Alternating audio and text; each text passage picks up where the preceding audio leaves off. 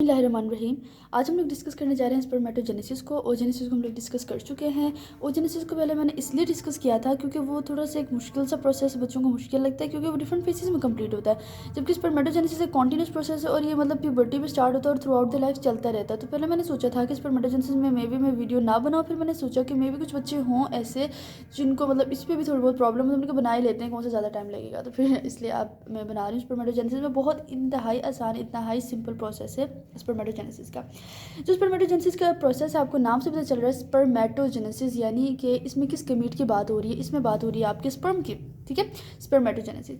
और ये प्रोसेस कब स्टार्ट हो जाता है? ये प्रोसेस आपका स्टार्ट हो जाता है प्यूबर्टी पे।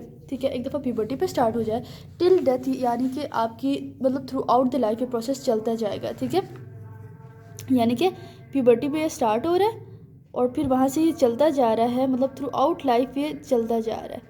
ठीक है जी। सबसे पहला सेल जो कि अपीयर होता है आपके स्पर्मेटोजेनेसिस में, उसको आप बोलते होते हो स्पर्मेटोगोनियम। ठीक है, ये वाला सेल आपका, इसको आप लोग नाम देते हो स्पर्मेटोगोनियम का, स्पर्मेटोगोनियम।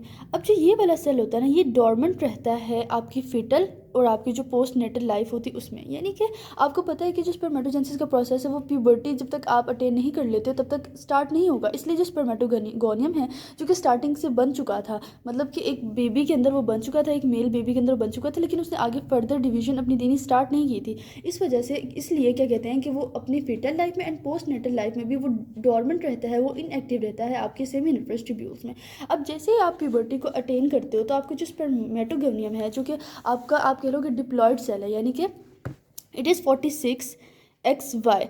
ठीक है, ये आपका डिप्लॉयड सेल है। अब क्या होगा, इसके अंदर माइटोसिस स्टार्ट होगी। ठीक है, मियोसिस आप हमें पता है ना कि गेमेटोजेनेसिस में होती मेजरली आप कहो कि मियोसिस ही होती है, लेकिन अभी जो स्टार्टिंग का प्रोसेस है उसमें मियोसिस नहीं होगा, स्टार्ट आपका माइटोसिस होगा। कि क्या होगा, स्पर्मेटोगोनियम के अंदर डिवीजन होगी और आपके पास एक इनलार्ज सा सेल आ जाएगा, जो कि मतलब कि स्पर्मेटोजेनेसिस में आने वाले तमाम सेल्स में सबसे आप कहो कि लार्जेस्ट सेल होता है ये। ठीक है, क्या नाम, आप इसको क्या नाम दे देते हो? आप इसको नाम दे देते हो प्राइमरी स्पर्मेटोसाइट्स का।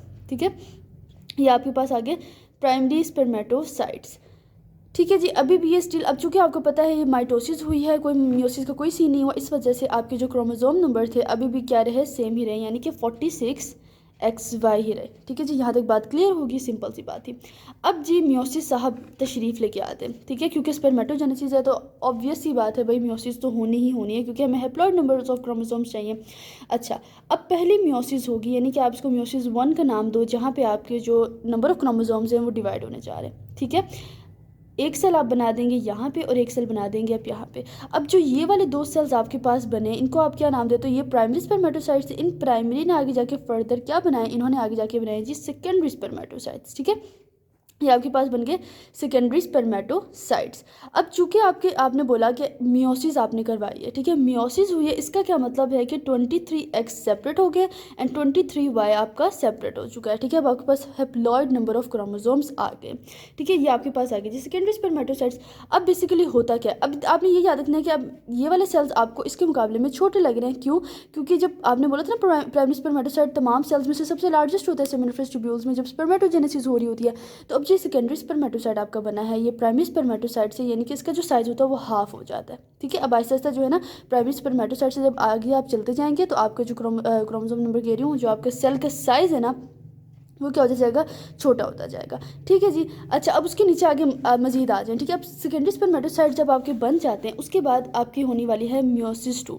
अब आपको पता है जो आपकी मियोसिस 2 होती है वो आपके कह लें कि माइटोसिस की बहन ही होती है, यानी कि उसमें और माइटोसिस में कोई डिफरेंस नहीं होता। आप देखिए फॉर एग्जांपल ये 23X है ना, आप इसके अंदर आप मियोसिस 2 करवाएं, मजीद 2 सेल्स बनेंगे। ठीक है, ये देखिए यहाँ पे मजीद 2 सेल्स बने और ये 23Y था, यहाँ पे भी आपके मजीद 2 सेल्स बन गए। लेकिन अब देखिए जो क्रोमोसोम नंबर यहाँ पे हैप्लॉइड हुआ था, यहाँ पे भी वही सेम नंबर रहेगा, यानी कि 23X 23X 23X।